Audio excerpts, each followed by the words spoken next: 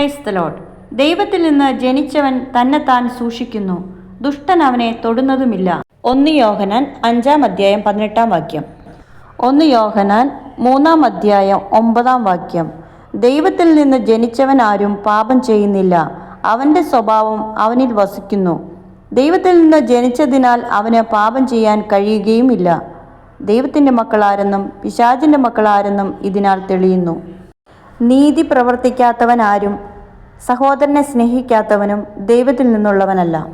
ദൈവത്തെ പൂർണ്ണമായി വിശ്വസിക്കുകയും അനുഭവിച്ചറിയുകയും ചെയ്യുന്ന ഒരു ദൈവഭക്തന് ദൈവത്തിന് ഇഷ്ടമില്ലാത്തത് ഒന്നും പ്രവർത്തിക്കാൻ കഴിയില്ല. എന്തുകൊണ്ടെന്നാൽ ദൈവത്തിന്റെ പരിശുദ്ധാത്മാവ് അവന്റെ ഉള്ളിൽ വസിക്കുന്നത് കൊണ്ട് എന്തെങ്കിലും തെറ്റുപറ്റിയാൽ ആ വ്യക്തിയുടെ ഹൃദയം കുറ്റബോധത്താൽ അതികഠിനമായി ദുഃഖിക്കാൻ ഇടയാകും.